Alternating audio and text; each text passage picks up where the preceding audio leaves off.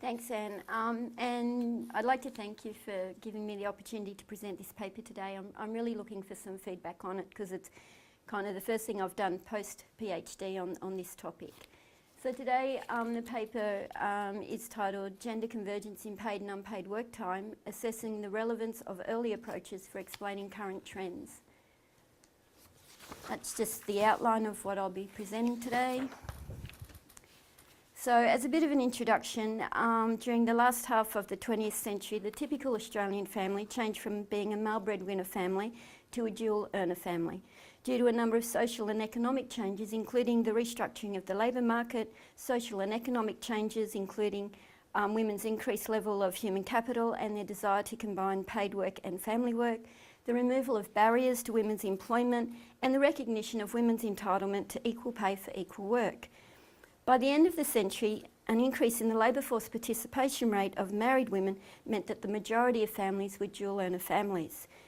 The trend towards dual earner families has renewed the interest in the allocation of housework within families and has led some researchers to examine whether the sharing of the breadwinner role by providing the income has been accompanied by a sharing of the homemaker role, that is, providing the unpaid labour that's just as essential to keep families functioning. The major theoretical perspectives used to explain the division of labour within families were developed during the male breadwinner era. And now that dual earner families outnumber male breadwinners, it's time to consider the relevance of these theories. So they're the theories that I'm going to be briefly discussing.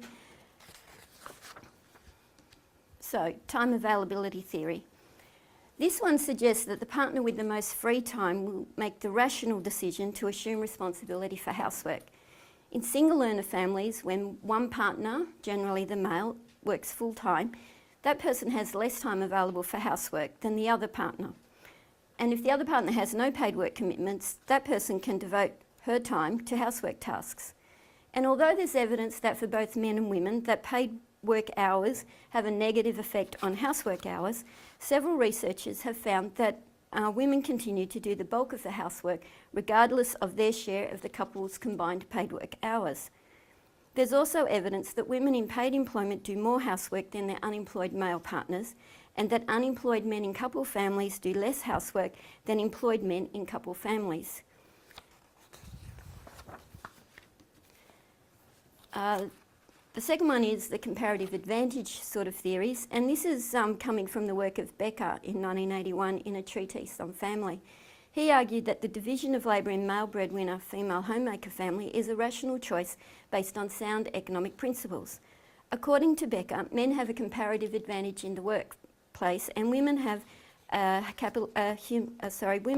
comparative advantage in domestic labour. The gender division of labour in the family is therefore the most efficient and rational way to utilise the resources of both partners and maximise family outcomes. From this perspective, the allocation of work is based on overall household efficiency and assumes that it is more efficient from a household perspective if the male partner concentrates his efforts on market work and the female partner concentrates her efforts on housework. However, some people have an issue with this. For example, Fulbray argues that Becker's theory is flawed. He overstates the role of individual decisions and exaggerates the efficiency of social outcomes. Becker downplays the constraining role of institutions that structure the context within which individuals make these decisions. For example, many of the elements of men's comparative advantage in the labour market are the result of institutional barriers to women's employment, including the family wage for men and not for women, and the marriage bar legislation that limited married women's access to paid employment. Following from the comparative advantage, there's also a similar sort of theory or group of theories that rely on the exchange of economic resources. These theories are also based on the assumption that partners make rational decisions regarding the division of labour. The female partner exchanges her contribution of unpaid domestic labour for the economic resources provided by the male partner. And several researchers have found that the partner with the most resources, such as income, education or occupational status, is able to delegate the low status housework tasks to the other partner. But there's evidence that the exchange of economic resources theory cannot explain the allocation of domestic labour within dual earner families or female breadwinner families, family types that have become increasingly common. For example, Brines found that when dependent wives were dependent upon the income of their husbands, they exchanged their unpaid labour for the economic resources supplied by their husbands. However, when husbands were dependent on the income of their wives, they were less willing to perform unpaid labour. Other researchers have found that the relative resources of the wife had no effect on the allocation of housework and concluded that net of life course and time availability factors, an increase in the relative proportion of household income provided by the wife did not equate to a significant change in her responsibility for housework. Furthermore, Bittman et al. In 2003 found that female partners decreased their housework hours only up to the point where they contributed an equal share of the income. Once they contributed the majority share of the income, their share of housework increased. They concluded that women compensated for their deviance from accepted gender norms, that is the need or the norm to be dependent upon their husbands, by doing extra housework. Gupta thought that he could explain this sort of conundrum by looking at the women's own income rather than their relative income. And he argued that the exchange of economics resources measures to capture the association between relative resources and housework hours was due to a thinking in the underpinning the concept of relative resources.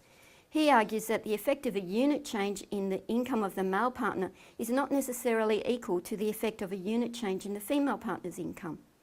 He showed that women's relative earnings explain little of the variance in housework hours when their absolute income was factored in, and he concluded that women's housework time depended upon their own earnings rather than the magnitude of their earnings compared to that of their husbands. From an alternative perspective, the allocation of paid and unpaid work within couple families is linked to Weston Zimmerman's concept of doing gender. They argue that if we do gender appropriately, we simultaneously sustain, reproduce and render legitimate the institutional arrangements that are based on sex category. That is, by behaving in particular ways that society accepts as indicative of masculine behaviour, one is doing gender in a way that will announce that one is a man, and by behaving in particular ways that society accepts as indicative of feminine behaviour, one is doing gender in a way that will announce that one is a woman. Doing specific household tasks provides opportunities to demonstrate to others that one is a competent member of a particular sex category. That is, when males take care of the car and home repairs, they're performing masculinity, and when females take care of the cooking and cleaning, they're performing femininity. Some researchers link the performance or avoidance of housework to one's gender ideology. Gender ideologies are linked to beliefs about appropriate behaviour for men and women, particularly in regards to marital roles. According to Greenstein, gender identity is one's self-identification of being either a man or a woman, whereas the gender ideologies are the elements that make up that definition. That is, whether one believes that men should do certain tasks and women should do other tasks is actually independent of one's own identity as either a man or a woman. For example, for some men, housework is women's work and should be left for wives, mothers and daughters to take care of, whereas for other men, housework is the responsibility of everybody within the household. Individuals who subscribe to the housework is women's work perspective are regarded as holding traditional or conservative gender ideologies, whereas those who see housework as an individual's responsibility are regarded as holding egalitarian or liberal gender ideologies. So now to my research question.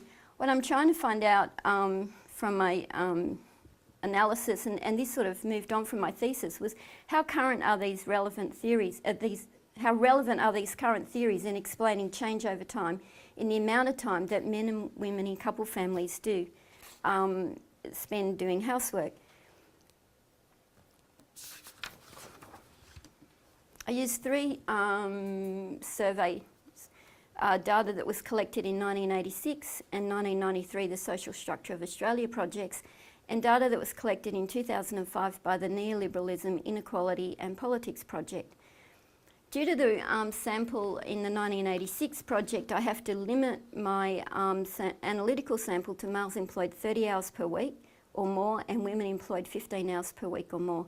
Unfortunately, this limits the generalisability of my findings, but it allows me to compare change over time for 19 years rather than just 12 years. And these data sets are the only ones available in Australia that provide data on time spent doing housework, gender attitudes, and the demographic characteristics that are usually included in the analysis for housework hours. The Household Income and Labour Dynamics of Australia survey would be useful, but it only began collecting data in 2001, and Australian time use studies do not collect data on gender attitudes, which is an essential component of this analysis. I have one dependent variable. It's an indoor housework index, which is constructed by summing the hours and minutes that people said they spent doing 6 indoor tasks. And although the list isn't exhaustive, researchers generally agree that these tasks account for the bulk of all housework and are the most time-consuming and time-constraining tasks. My independent variables for the 4 theories that I'm trying to test, the first one is time availability. I look at family type and I divide my respondents according to their employment status and that of their partner. So I have men and women in co-breadwinner families, new traditional families. I only have men in male breadwinner families because no women were in 1986 who were not in the labour force were interviewed. And then I have other families, so that's all the other families where the man's working part-time or not working. The respondent's relative income is a measure of the bargaining theory, so I simply took the respondent's income and divided it by the household income. And I then look at respondents' own income as a variable, and I look at gender attitudes by constructing an index from 4 questions about gender attitudes that were exactly the same wording in each of the 3 surveys. I also include control variables for age. I have 4 groups, so it's a categorical variable. I have education in 4 groups. I have dependent child variables, so if there's at least one dependent child in the family, they get a 1 on that. And I also include home ownership because some researchers argue that home owners, rather than people who are renting, do more housework. So, Singer's previous research has found that gender accounts for a large proportion of the variance in housework hours, and also because there's considerable evidence that the predictor and control variables that I've selected have different effects on housework hours for men and women. I include interaction terms for sex for each of the predictor and control variables.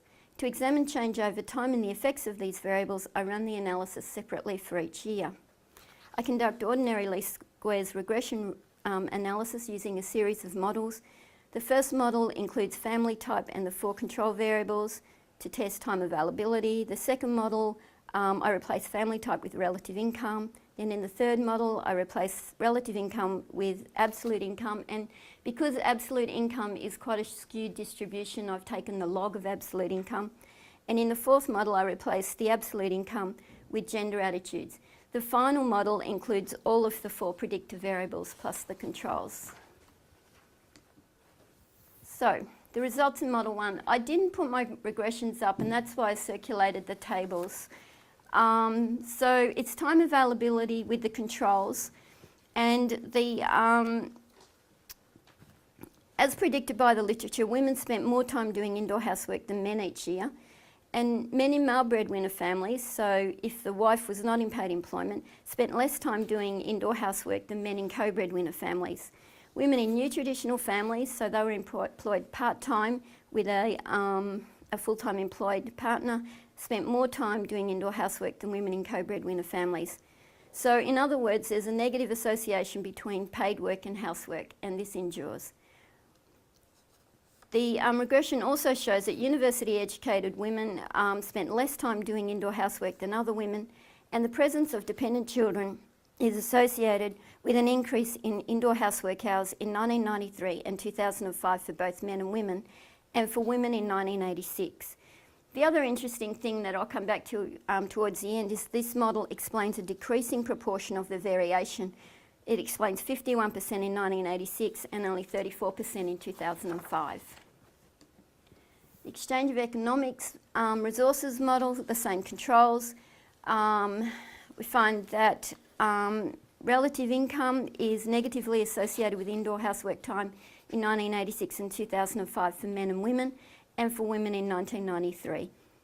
Again, university-educated women spent less time doing indoor housework, and again, the model explains a decreasing proportion of variation in housework hours from 50% in 1986 to 33% in 2005. Then when I tested income, I found that income has a negative association with housework for men in 2005 and a negative association for women in each year. Again, the same result for university-educated women and the same result for the decreasing proportion in the variation of housework hours. So the fourth model, gender attitudes. For men, gender attitudes is negatively associated with indoor housework hours, which means that as men score higher on the the gender attitudes scale, that is, they're more conservative, they do less housework. And so those with more traditional, and for women, it's the opposite. So women who have a higher score on the gender attitudes index, i.e. they're more traditional, they do more time doing housework than other women. Women with dependent children reported spending more time doing housework in each year, and older women in 1986 and 1993 spent more time doing housework. Again, university degree has an effect, and again, the amount of variation that the model explains declined over time. So then when I include all of the 4 predictor variables and the controls in, I find that the only predictor variable that is left standing in a sense is gender attitudes. The effect of gender attitudes overcomes relative income, absolute income, and time availability. Men with more traditional attitudes spent less time doing housework, and women with more traditional attitudes spent more time doing housework. So relative income and absolute income had no effect net of these factors for either men or women in any year. And although the family type variables did produce some statistically significant coefficients, the pattern is not consistent across the 3 data sets. Again, there's a decline in the amount of variation in indoor housework hours explained by the model, declined from 52% in 1986 to 36% in 2005. So I just wanted to quickly show you the predicted means of housework hours by family type for men and women in each year, just so that you get a bit of a sense of, you know, if you take all of those factors into consideration, how much time would these people be spending doing housework? And the interesting thing for me is that regardless of family type, all men increase their housework hours by 1.5 hours per week. So, for example, co-breadwinners went from 10.5 hours in 1986 up to 12 hours in 2005. And men in male breadwinner families increased their time from 7.7 hours in 1986 to 9.2 hours in 2005. So even though these men are in a couple family where the wife is not employed outside of the home, they still increase their housework hours. And women in each family type decrease their housework hours. This means that there's been a convergence in the amount of time that men and women spend doing housework, and the convergence is due to men increasing and women decreasing their time. So I just graphed that just so that you could sort of get a clearer picture. Sometimes it's hard to see in a table. So you can see there the results that I just went through briefly. So, in conclusion, change over time in family structure has been accompanied by a convergence in time spent doing housework. Men increase their housework time and women decrease theirs. Time availability cannot explain the increase in male breadwinners' housework hours. And men's increased time in indoor housework suggests that gender display is less important, because doing female tasks is no longer seen as a threat to one's masculinity. Relative income and income have no effect when gender attitudes are included in the model. So this result sort of suggests that the exchange of economic resources is not such an important issue when it comes to the division of housework. Gender ideology is a consistent predictor of indoor housework hours, and the dramatic decline in the ability of these models to explain the variation in housework hours is an interesting result in itself. I ran a simple regression just to measure the effect of gender on housework hours, and I found that in 1986, gender alone explained 44% of the variation, and in 2005, gender explained just 26% of the variation. So in other words, gender predicted less of the variation in housework hours over time.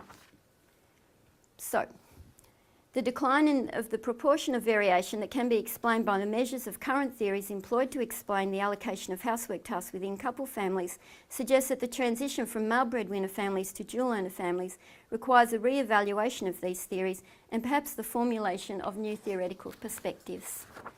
And just an acknowledgement for the data that I used. Thank you. Okay, we've got plenty of time for questions, and Jenny's indicated that she's happy to receive feedback on this work, so the floor is now open for any comments or questions for Jenny. Oh, thanks very much for that, Jenny. It was a bit fast for me, so I'm not sure I'm Oh, sorry. There weren't nearly enough handouts, so I know a number more people are going to want copies of the handouts. If there That's are okay, any we more. can just Yeah, there's several, organise them. like about 10 or 15 or something. Anyway, I was just noticing that over the 3 years, there's the 3 years where the data were collected, you kept commenting on how the comparison between 86 and 2005 was showing a decrease in the explanatory power of the model. Yep. Right. But what I noticed in looking across them is that they all kind of go like that. That is, they go up a little bit, maybe not significantly, but 1993 is actually higher than 1986 on all of the models for the R-squared. And I just wondered if you had any observations to make about that, or do you think it's consequential, or what? That's a really good point. What you'll also notice is that in the graph, women's housework hours increased in 1993. And I'm not sure whether that's something to do with the sample or whether it's something to do with a transitional effect where when women first moved into the workforce in large numbers in the late 80s, early 90s, they were still carrying the extra housework load. But then towards the end of the 90s and early 2000s, they're like, something's got to give. And so they cut back on their housework because they couldn't cut back on their paid work. So, and this sort of thing has been picked up in other countries as well. I just came back from a conference in Germany, and there was a paper given there by Esping Anderson, actually, which surprised me. I didn't know he was into housework. But he found that his research shows that, because he looks at welfare states, and he found that men in countries like of Scandinavian countries do more housework than men in Southern European countries. And he linked this to the fact that more women in Scandinavian countries work full time. So there's this general acceptance that women are going to be working full time, so men have to do more housework. Whereas in the countries with a low female employment sort of participation rate, there's still this more traditional gender division of labour. So he said we're in a kind of a transition. So as more countries move towards this egalitarian division of paid work, they'll also have a more egalitarian division of housework. So maybe that's what's happened over the last 20 years in Australia.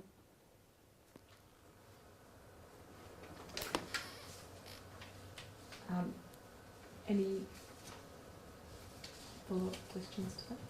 Just a small technical point, Jenny. Can you tell us a little bit about the distribution of, what your distribution of time looks like? Because you mentioned that you had to take a lot of income, but if I understand correctly, I'm sorry, I didn't have the handout. Your dependent variable is time spent on indoor housework. Indoor housework. What does it look like, the distribution of that? As in the distribution of hours each year or in each group? I know that's 6 distributions, but is it basically because you showed some means, right? And for women we have Yeah. about say 27 hours. So is that what most women would do, or do you have some women who? Oh yeah, that's absolutely just do the nothing? average of all women who are in a co-breadwinner family in each year, with the controls for time availability, co-breadwinners, relative income, their own income, their gender attitudes, their age, their education, whether they have dependent children, and whether they own their own home or they're buying their own home. So this is an average for that group of women. So, I mean, there's a fair bit of variation, but Is it always the same for the different time points? well, in 1986 they did 23 hours, and in 1993 they did 25, which is what I'm saying. It went up in 1993, and in 2005 it went down to 18. I suppose what I'm asking you is the shape of the distribution. Oh, sorry, the shape of the Oh, distribution. okay. I couldn't tell you off the top of my head. I Because- could get it for you though. Yeah, it's a wild guess, but one thing to do perhaps is to check whether basically the modeling strategy that you have chosen is appropriate, because perhaps you need, a regression with robust standard errors or something like that, and then perhaps some of these trends will look slightly different, but I don't know. Yep. I know nothing about these distributions, so perhaps they're normally distributed and there's nothing to be had from changing the modeling strategy. So that's Well, technical housework point. hours won't be normally distributed because, you have a lot of men doing zero, so you don't get a normal distribution. So, yeah, So, I don't know, there are other things, quintile regression, stuff like that. So. Yep. No worries. Thanks. Yeah? You mentioned these different theories, and I think your study goal is to see how these different theories explain the gender differences in the indoor housework hours. Is this Yes. But your analytical strategy seems doesn't fit this goal, because you are looking at the change of the R square when you put in these different indicators for these different theories, and how this change over time. Especially the change over time issue, because the change over time in the distribution, in the variance of the work hours can be affected by a lot of other things not in your model, like the use of dishwasher, these kind of things. So I think instead of looking at the R square, you should look at how much of the gender differences in the work hours are changed when you put in different variables. Yeah, the only reason I mentioned it a bit about the R square was when I looked at it myself, wow, that's an interesting finding. It wasn't the focus of the paper. It was just something that I thought was interesting when I looked at it. And the thing with technology in housework, since 1986 there haven't been any dramatic changes in technology. I mean, most Australian homes might have a dishwasher now, but a lot of them had dishwashers in 1986. Microwave ovens have been around since the 70s. Our technology hasn't really updated that much in the last 20 years, so I don't think that it would have much of an effect. I mean, if we had new technology that cut down the hours we spend scrubbing bathrooms, then, that would be important. But I don't think there's been any dramatic changes in technology in the last 20 years in Australia. Maybe in other countries, but I don't think so in Australia. This is just something I'm not sure. But how are you adjudicating these different theories in? No, I'm just showing in each model. So I take each theory and test it separately with the controls, and then I put them all in together to find out which theory is superior, which is gender attitudes. Because once you include gender attitudes in the model, that effect overrides the effects of the other theories or the other measures. Brian's next, and then Henry after Brian.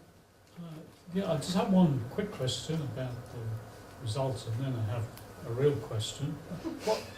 Why is it that you don't have any values for women when you have male? Oh, male breadwinners, because in 1986 they only interviewed employed women. So by definition, I don't have any stay-at-home mums in my sample, so I can't do an analysis for stay-at-home mums.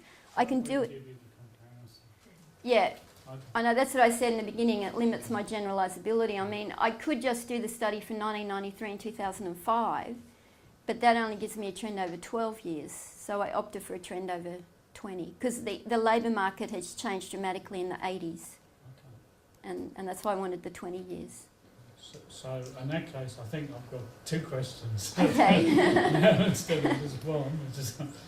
Okay, so one of the questions is the way, are the data collected in terms of families, that is to say, are men and women part of the same No. sample? So they're separate samples of men and women.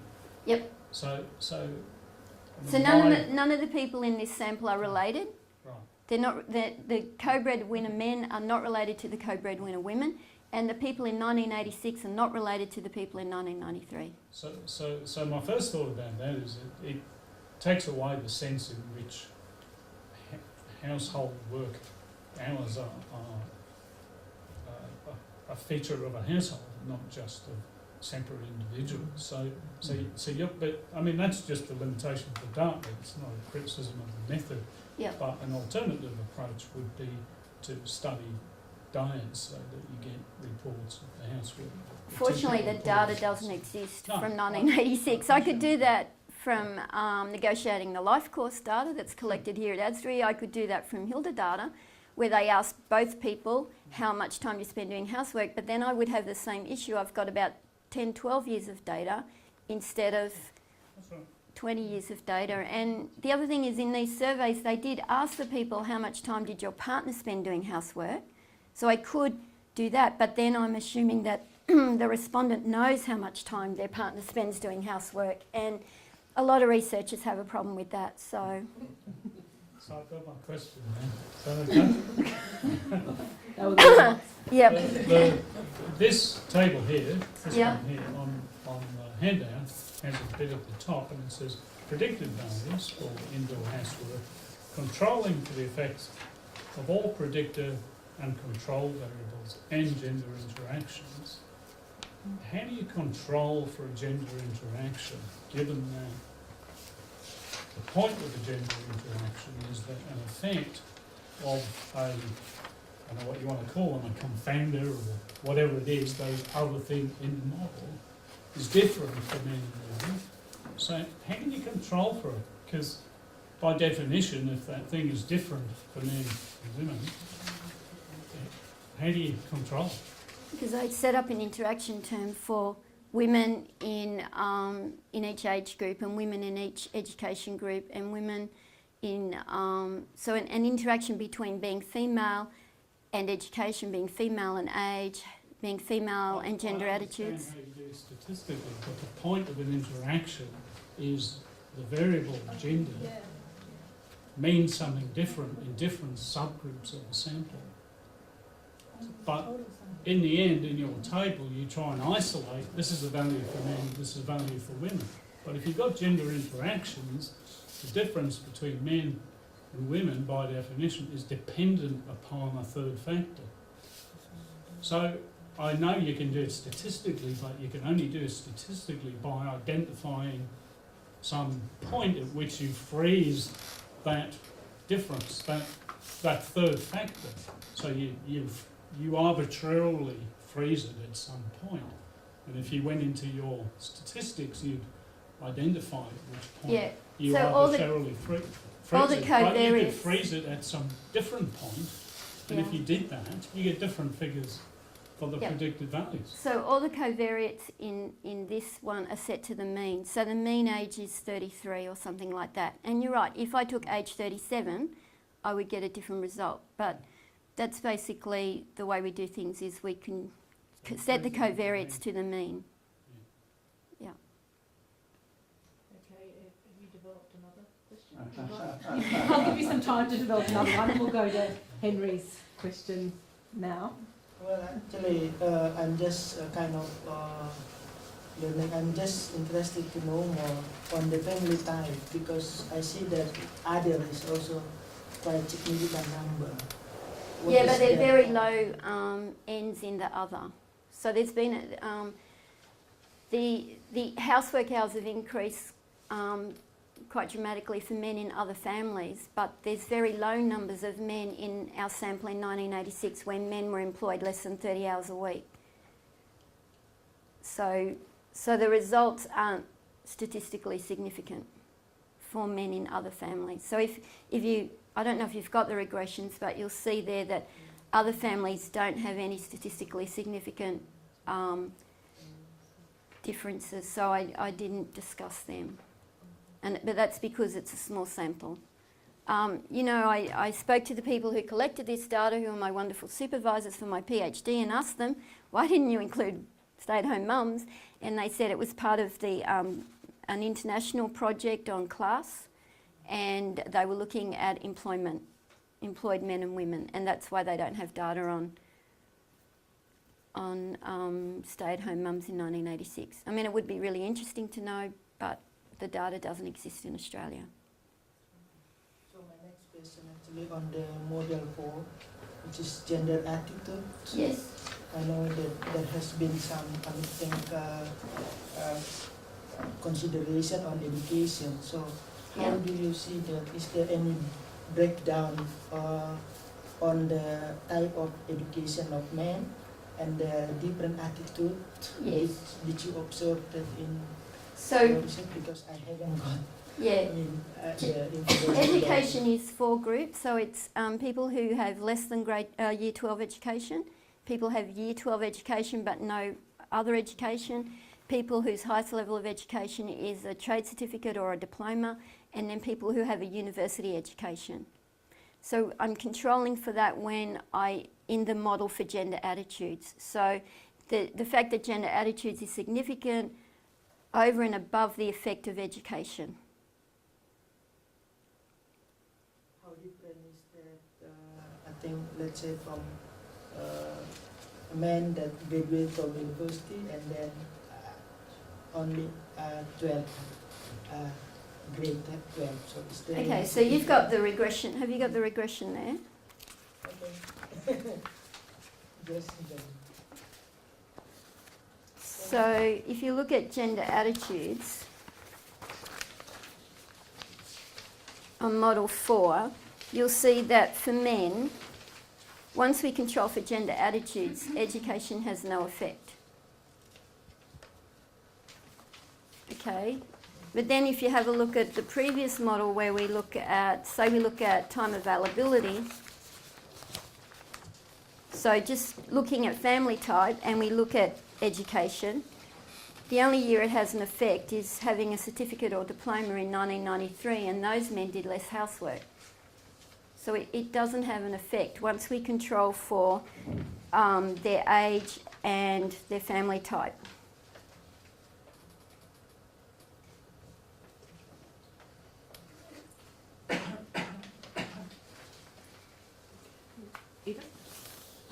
My question is about the direction between behaviour and gender role attitudes, and whether you had a comment about that.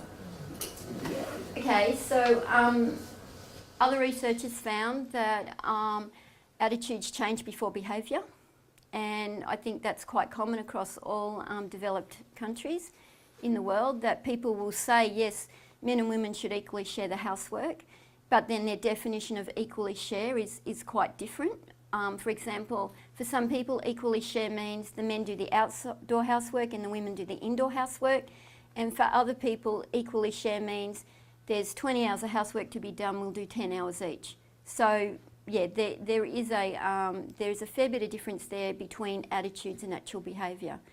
And some studies, a recent one that Janine and some colleagues did, found that people now have actually become more traditional in their attitudes. So since 2005, people are becoming more traditional. So maybe, yeah, I don't understand why that's happening, but I think that there's definitely a lag between changing attitudes and changing behaviour. So just to follow up, I mean, do you think that what's the findings about attitudes actually reflecting what people are doing in their household? Or do you think that their attitude kind of creates what they do in their household? No, I don't think really that it's an indication of what they're doing in their household, because if that was the case, we would see equal housework hours. Okay, so the gender attitude questions are in the index. So these are the only 4 that were exactly the same in the 4 years. Was it's better for the family if the husband is the principal breadwinner outside the home and the wife has responsibility for the home and children. So that's the male breadwinner, female homemaker model. So I reverse coded that one. And then the other 3 questions are just the way they are in the questionnaires. If both the husband and wife work, they should equally share the housework and childcare. The third one is ideally there should be as many men and women in, so there should be as many women as men in important positions in government and business, so women's place in the workplace. And also there should be satisfactory childcare facilities so that women can take jobs outside the home. So these are the 4 questions that I'm using to measure. But I think you're absolutely right that attitudes change, or people's answers to these questions indicate that their attitudes are changing, and then the behaviour changes later.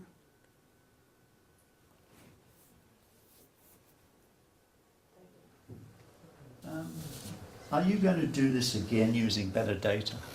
If someone could give me better data, I would definitely do it again. So constrained by this data. I mean, Yeah, I could do, people are running analysis of time use diary data, but when they do that, they're not going to take into consideration gender attitudes, so there's a constraint on that. We could do the analysis just on the 2005 data, but you've only got 585 cases. but if I only did it on 2005 data, I could include the whole sample, Oh, I see. Yeah. which is 1,623 people. Oh, right. Yeah. Okay, it's Yeah. just that of my 1,623 people in 2005, only 585 fitted the 1986 restriction. So yeah, I could if I was really motivated, I could do it on. I could do it again. Okay. Well, no. I mean, it seems to me. Just tell me whether you have these variables or not. Yep. I see you've got dependent child. Do you have the age of the child? Yes. Because it seems to me, obviously, there's a lot of difference between a child aged 10 who can do housework. Yeah. Whether they do Yeah, right. You don't have a 10-year-old child, obviously. No, I have a teenage child, and I can assure you they do very little. Actually do have that, and in some of my thesis chapters I do include age of youngest child, and I also include number of dependent children.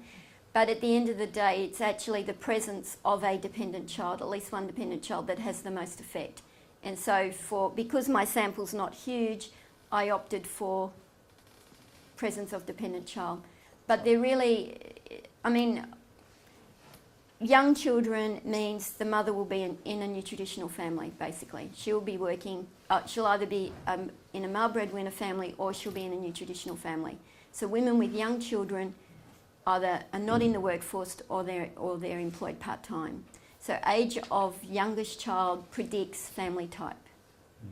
Okay, and number of children also predicts family type, because the more young children you have, the less likely you are to be a co-breadwinner. Sorry, I've got a list here. Do you Yeah, mind if I that's go okay. through it? Yes, we'll let you go for a while. Oh, well, okay, thanks. Okay. So you've only got indoor housework. It would seem Yes. to me that's rather a limitation too. I mean, I spend a lot of time taking my children to sports. That's not included in the questions, and also, unfortunately. incidentally, that reduces my chance of getting divorced, according to the other sociological literature. And you don't seem to have previous marital status, because it seems to me one of the other problems is that between 86 and 2005, the whole is changing. Yep, that's So you don't know that's the whether the point. people are cohabiting, you don't know whether they have other children from blended marriages. No, but what I am trying to do is compare like with like. So I'm trying to compare exactly the same questions from 1986 with exactly the same questions in 2005. I do have the data for total housework, and I could have gave you that and you would have had exactly the same results. Then obviously the number of hours are different, but there's no difference in the regressions results, and there's no difference in the graph. Well, what about the actual distribution of those? If you just took a distribution of the family types between 86 and 2005, What differences would you get? Well, you actually get a lot more women in new traditional families. The number of co-breadwinners actually goes down. So less women were working full-time in 2005 than what were working in 1986. They've moved into, in 1986 the distribution is heavily in co-breadwinner families and male breadwinner families.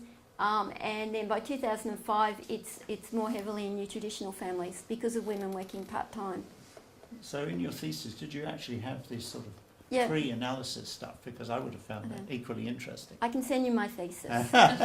You can read all 80,000 words of it at your leisure.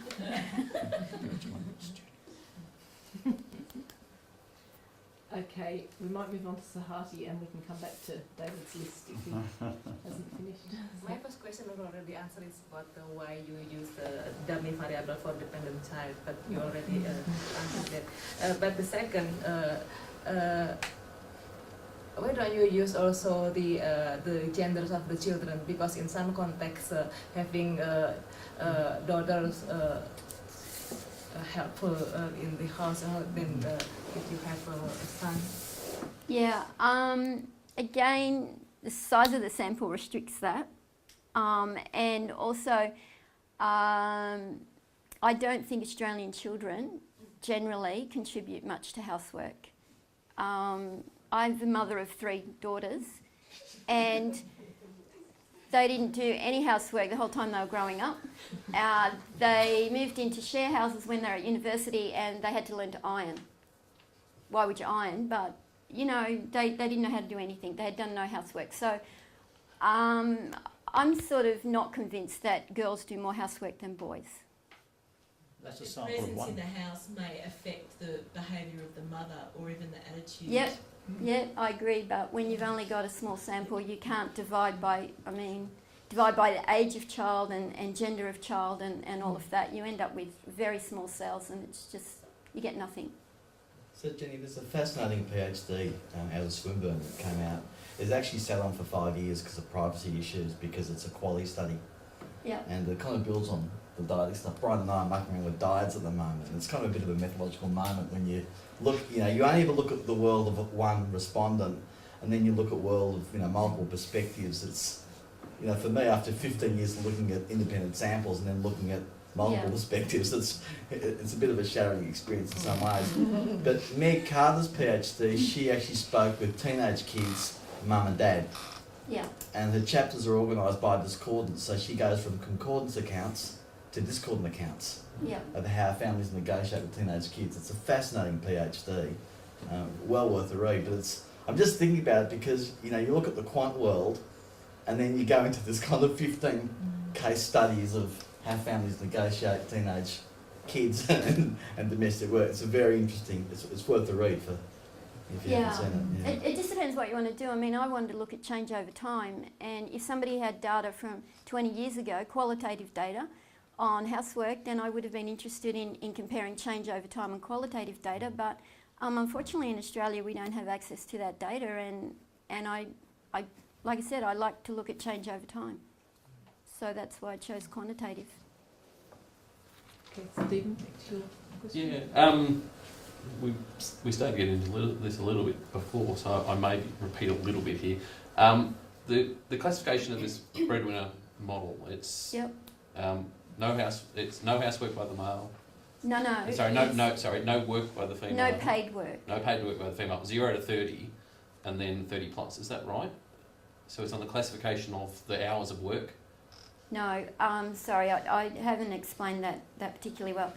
To be in a co-breadwinner family, both partners must be working 35 hours or more per week.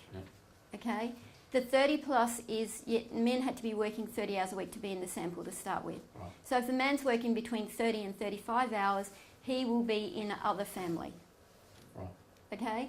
To get a new traditional family, I looked at if you're working full-time, you're working 35 hours a week, and your partner is working part-time, less than 35 hours a week. Yeah. So that's the definition for a new traditional family. And the male breadwinner family, only the male partner, so I've only got men. They're working 35 hours a week or more. And my other families are all male respondents who are working less than, who are not working or working less than 30 hours a week. Okay.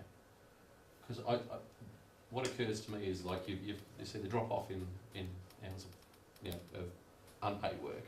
Yeah. Is I'd be interested in knowing what's the change in the within, particularly the traditional category, in the hours of paid work. Yeah. Because you've got a rather large space there, and movement within that space That's true. is if that's expanding, that's going to explain quite a lot of the difference in the unpaid work. Yeah. You're exactly right, and a lot of researchers do add in a control for actual paid work hours. Yeah. But I didn't. I chose to group them according to a family type because I wanted to look at how couples in each family type, how respondents in each family type combine paid work and housework.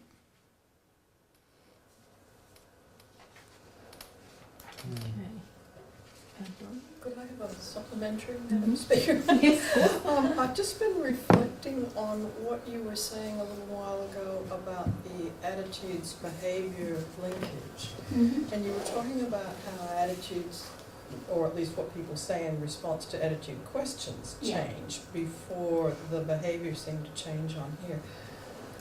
I guess I'm getting a little alarm bell ringing there, because it seems to me that the attitudes that are expressed at time one are being expressed by a group of people who are not the people who are responding to the attitude questions or evidencing the behavior at time two.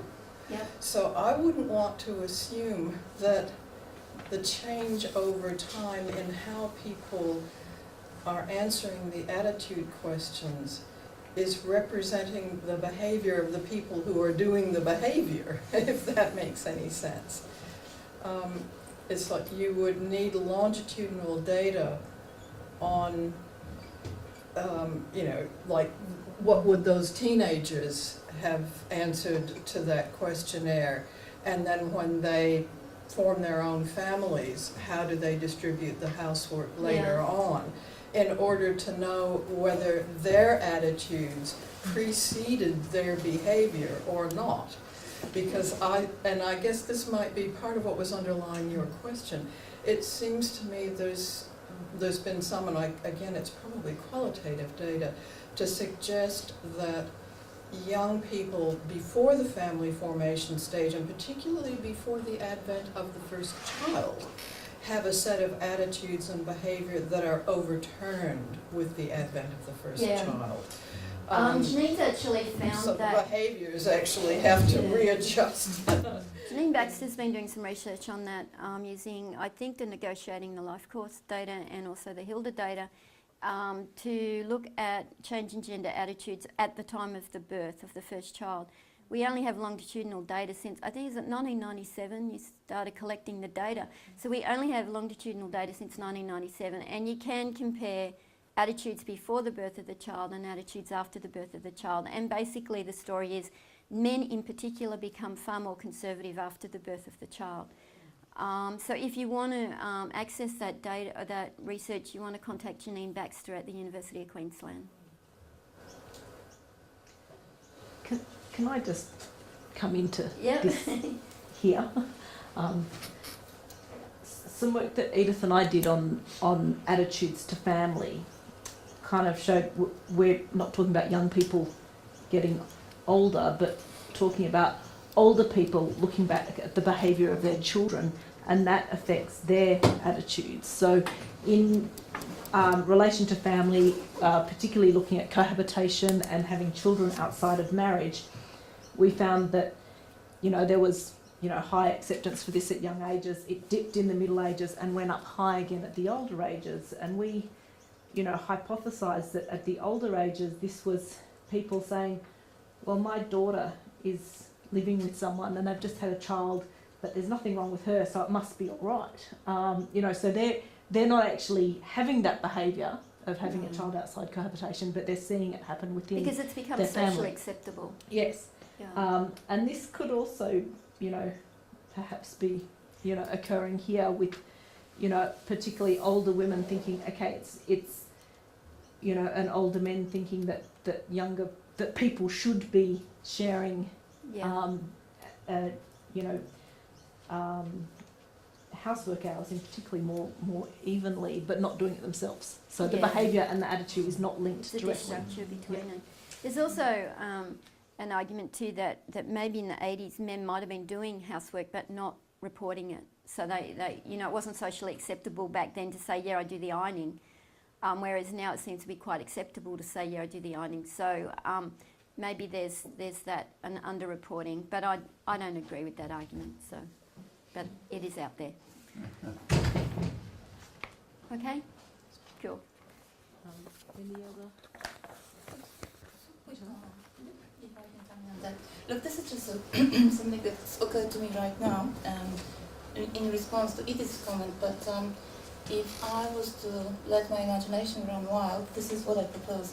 How about a hypothesis that in those 20 years there's been some sort of significant change in the nature of work that women do, paid work. And I suppose what I'm thinking is particularly for professional women, you know, women up in the occupational hierarchy, would there be, say, more mobility? What I'm thinking about is, say, travel. I know it's stretching it a bit. That actually creates a necessity for these women to be away from home, perhaps sometimes. And then you would have a possibility that it is behavior that precedes the change in attitudes.